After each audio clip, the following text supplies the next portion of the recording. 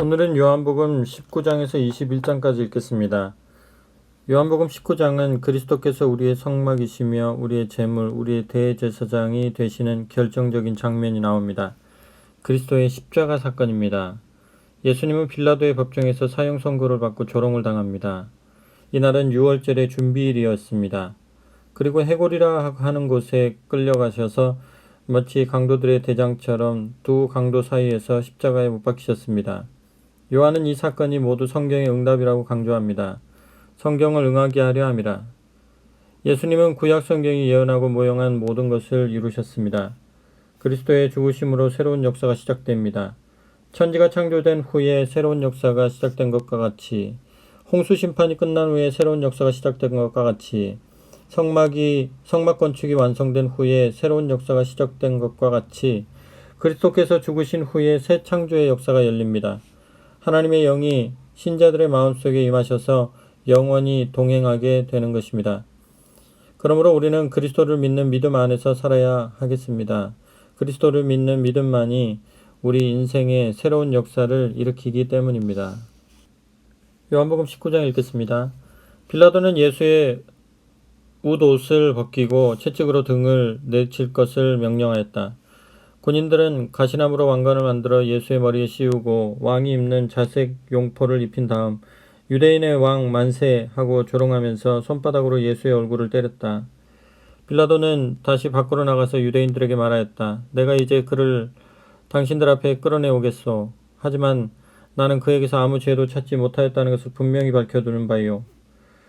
예수께서 가시관을 쓰고 자색 용포를 입은 채 밖으로 끌려 나오시자 빌라도가 말하였다. 보시오, 이 사람이요. 대제사장들과 유대인 관리들은 예수를 보자마자 십자가에 못 박으시오, 십자가에 못 박으시오 하고 소리질렀다. 당신들의 십자가에 다시오. 나는 그에게서 아무 죄도 찾지 못하였소. 빌라도가 이렇게 말하자 유대인들은 그는 스스로 하나님의 아들이라고 한 자입니다. 우리 율법에 따르면 그런 자는 마땅히 사형에 처해야 합니다. 하고 외쳐댔다. 이 말을 듣고 빌라도는 더욱 두려운 생각이 들어 예수를 관저 안으로 다시 데리고 들어가서 물었다. 당신은 어디서 왔는가? 그러나 예수께서는 아무 대답도 하시지 않았다. 내게 말하지 않을 작정인가? 내게는 너를 놓아줄 권한도 십자가에 못 박을 권한도 있다는 것을 모르는가? 하고 빌라도가 말하자 그제서야 예수께서 말씀하셨다. 내가 하나님께 권한을 받지 않았던들 나를 어떻게 할 수 없었을 것이다. 그러므로 나를 내게 넘겨준 자들의 죄가 더 크다. 빌라도는 가능한 한 예수를 놓아주고 싶었다. 그러나 유대인 지도자들이 큰 소리로 말하였다. 만일 총독께서 이 자를 놓아주신다면 각하는 가이사의 충신이 아닙니다.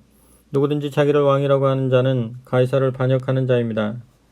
이 말을 듣고 빌라도는 다시 예수를 그들 앞에 데리고 나와 돌을 깔아놓은 광장 위에 있는 재판석에 앉았다. 때는 바로 6월절 전날 낮 12시쯤이었다. 빌라도가 유대인들에게 말하였다. 자, 여기 당신들의 왕이 있어. 그들이 소리쳤다. 죽이시오, 죽이시오, 십자가에 못 박으시오. 뭐라고? 당신들의 왕을 나더러 십자가에 못 박으라는 말이요? 빌라도가 되묻자 가이사 외에는 우리에게 왕이 없습니다. 하고 대제사장들이 소리질렀다. 그러자 빌라도는 예수를 십자가에 못 박으라고 그들에게 내어주었다. 마침내 예수께서는 그들의 손에 넘겨졌다. 그들은 예수에게 십자가를 지워 성 밖으로 나가 히브리 말로 골고다라 불리는 곳으로 데리고 갔다. 골고다란 해골산이라는 뜻이다.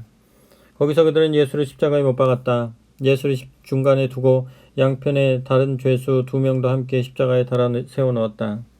빌라도는 예수의 십자가 위에 유대인의 왕 나사렛 예수라고 쓴 표지판을 붙였다.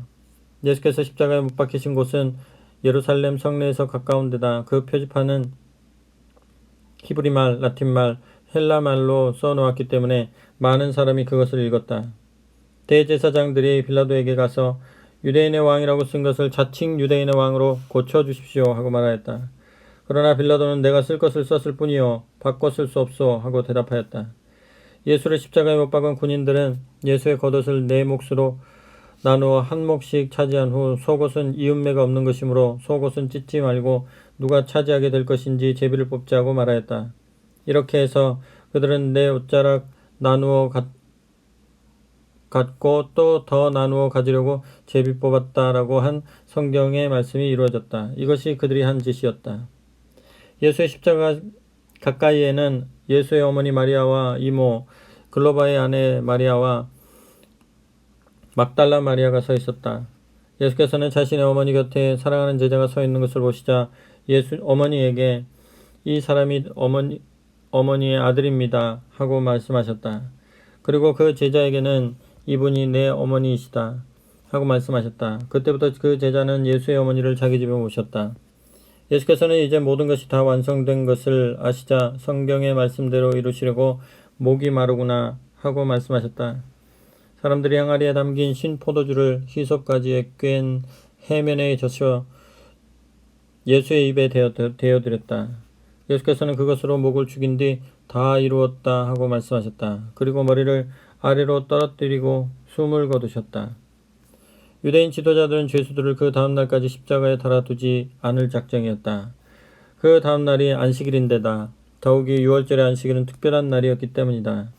그래서 그들은 빌라도에게 가서 그 죄수들이 죽어야 시체를 내릴 수 있으니 빨리 죽도록 다리를 꺾으라는 명령을 내려달라고 청하였다. 군인들이 가서 예수와 함께 십자가에 달린 두 사람의 다리를 꺾었다. 그러나 예수께 와서는 이미 숨을 거두신 것을 보고 다리를 꺾는 대신 군인 하나가 창으로 예수의 옆구리를 찔렀다. 그러자 피와 물이 흘러나왔다. 이 모든 것은 직접 눈으로 목격한 사람의 증언이다. 그래서 이를 명확히 증거하여 여러분도 믿음을 가지도록 하려고 기록한 것이다. 이 일이 일어남으로써 성경에 기록되어 있는 뼈마디 하나라도 상치 않도록 그 일을 주께서 보살피신다라는 말씀과 그들은 자기들이 찌른 사람을 바라볼 것이다 라는 말씀이 이루어졌다. 그 후 아리마대 사람 요셉이 담대하게 빌라도에게 가서 예수의 시체를 모셔가게 해달라고 청하였다. 그는 예수의 제자였으면서도 유대의 지도자들이 무서워서 그것을 감추어오던 사람이었다. 빌라도가 허락을 하자 그는 가서 예수의 시체를 모셔내렸다. 예수를 밤중에 찾아온 일이 있던 니고데모도 모략과 침향을 섞어 만든 방부제를 100근가량 가져왔다. 그 두 사람은 함께 예수의 시체를 모셔다가 유대인들의 장례 풍속대로 방부제를 바르고 길고 고운 배로 감았다. 예수께서 십자가에 못 박히신 곳 가까이에는 동산이 하나 있었는데 그곳에는 전에 한 번도 사용한 일이 없는 새 무덤이 있었다. 그래서 안식일 전에 빨리 서둘러야 할 필요도 있고 또 무덤도 가까이 있었기 때문에 그들은 예수의 시체를 거기에 모셨다. 요한복음 20장은 완전한 희생제물이셨던 그리스도가 어떻게 우리의 구원주가 되셨는지를 보여줍니다. 안식 후 첫날에 그리스도가 다시 살아나십니다. 그리고 자신이 믿는 자들의 희생제물이 되셨다는 사실을 알리십니다. 이 말씀을 하시고 손과 옆구리를 보이시니 제자들이 보고 기뻐하더라. 물론 도마 같은 제자는 끝까지 의심을 놓지 않았습니다. 그러나 예수님은 그의 믿음을 돕기 위해 자신의 손과 옆구리를 만지도록 하셨고 믿음의 중요성을 강조하십니다. 죽으시고 살아나신 곧 완전한 희생제물이 되신 그리스도를 믿는 믿음만이 우리의 죄를 사할 수 있습니다. 요한복음 20장 읽겠습니다. 안식일 다음날 새벽 어둠이 채 가시기도 전에 막달라 마리아가 무덤을 찾아갔다. 그런데 무덤 입구를 막았던 돌이 이미 치워져 있었다. 마리아가 급히 시몬 베드로와 예수께서 사랑하시던 다른 제자에게 달려가 말하였다. 누가 주님의 시체를 무덤에서 가져갔습니다. 주님을 어디다 모셔두었는지 모르겠어요. 베드로와 다른 제자는 무덤으로 달려갔다. 베드로보다 걸음이 빠른 다른 제자가 먼저 그곳에 닿았다. 그는 몸을 굽히고 고운 배만 놓여 있는 것을 들여다보았으나 안으로 들어가지는 않았다. 곧 뒤따라 달려온 시몬 베드로가 안으로 들어가 보니 고운 배가 놓여 있었고 예수의 머리를 쌌던 수건은 잘 개켜져 그 옆에 놓여 있었다. 그제서야 다른 제자도 안으로 들어가서 그것을 보고 믿었다. 그때까지도 그들은 그분이 다시 살아나실 것이라고 말한 성경의 말씀을 깨닫지 못하고 있었던 것이다. 두 제자는 그냥 집으로 돌아갔다. 그런데 마리아는 다시 돌아와서 무덤 밖에서 울고 있었다. 그녀는 울다가 몸을 굽혀 무덤 안을 들여다보았다. 무덤 안에 흰옷을 입은 천사 2명이 앉아 있었다. 한 천사는 예수를 모셨던 자리에 머리맡에, 또 한 천사는 발치에 앉아 있었다. 천사들이 그 여자에게 물었다. 왜 울고 있느냐? 그 여자가 대답하였다.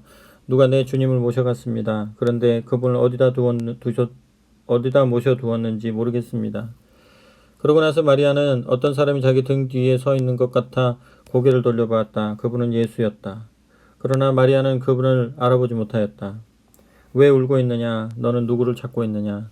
예수께서 물으셨다. 마리아는 그가 동산지기인 줄 알고 여보세요. 만일 당신이 그분을 옮겨가셨다면 어디다 모셔두었는지 제게 알려주세요. 제가 가서 그분을 모셔가겠습니다. 하고 간청하였다. 예수께서 마리아야 하고 부르시자 마리아는 예수를 향해 돌아서서 선생님 하고 소리쳤다. 예수께서 말씀하셨다. 나를 만지지 마라.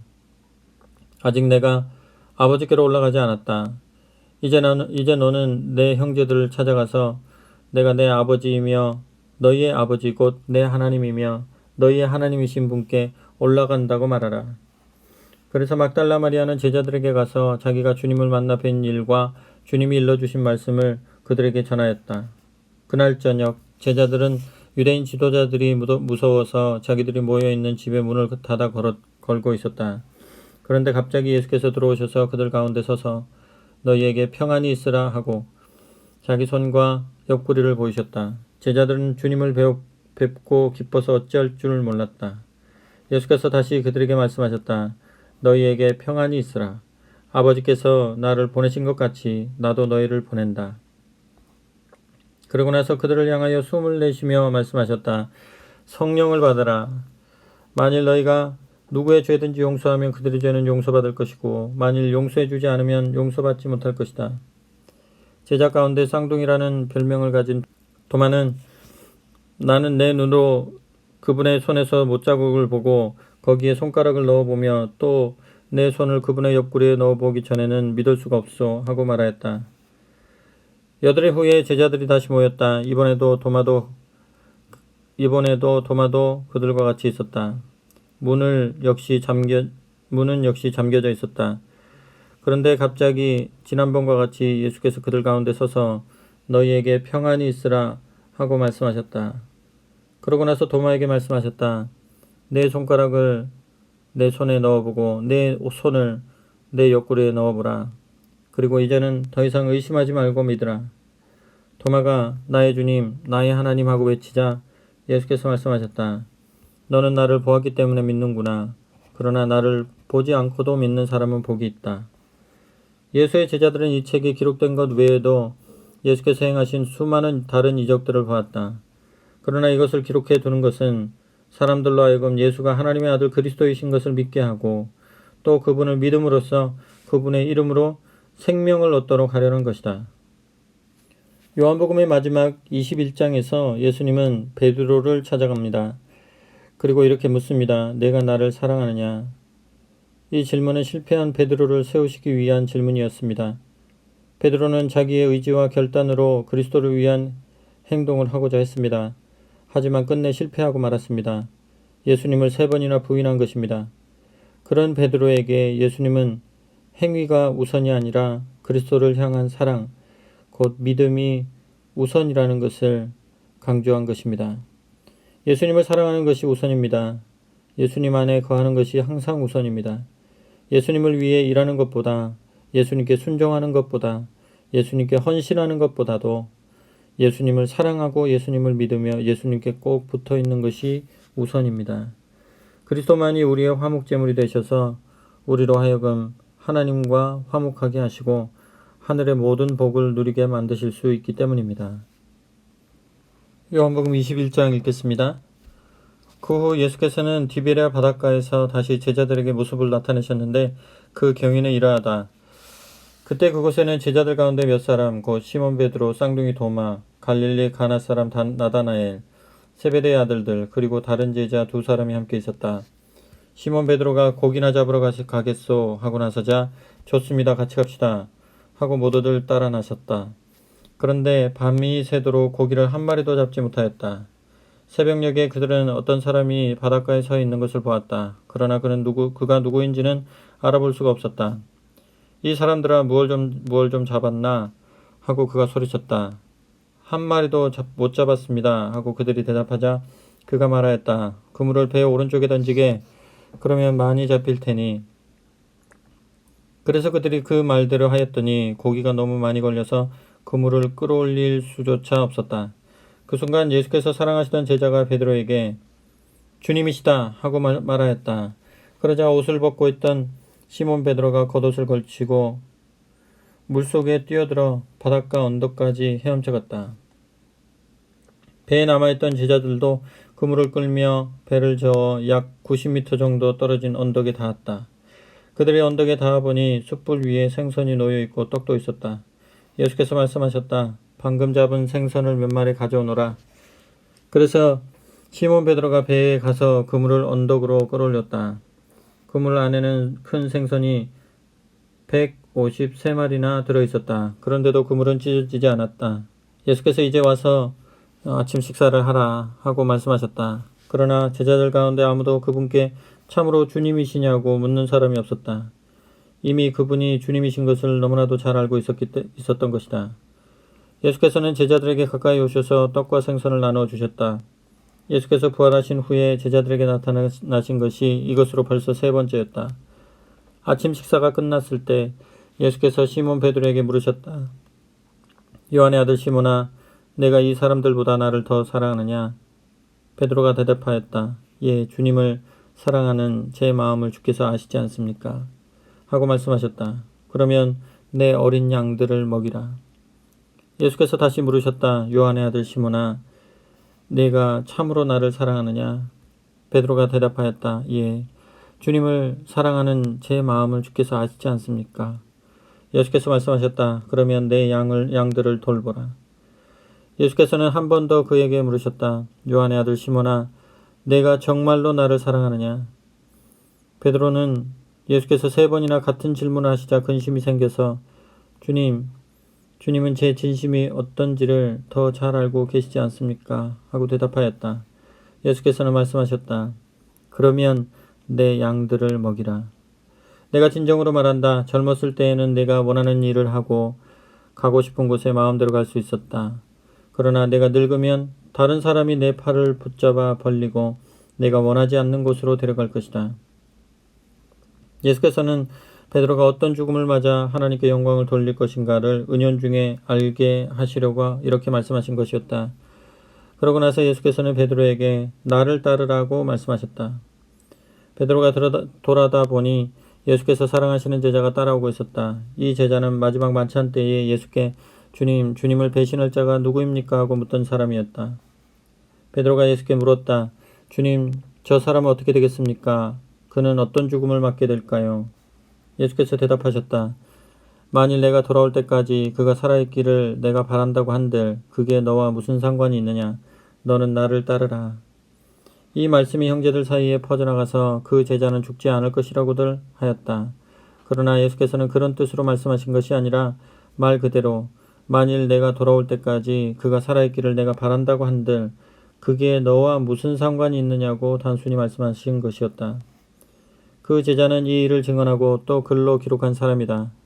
이 증언이 참되다는 것은 우리 모두가 알고 있다. 예수께서 행하신 일은 이 밖에도 많다. 만일 그것을 다 기록한다면 온 세상을 다 그 책으로 채우고도 쌓아둘 곳이 모자랄 것이다. 아멘.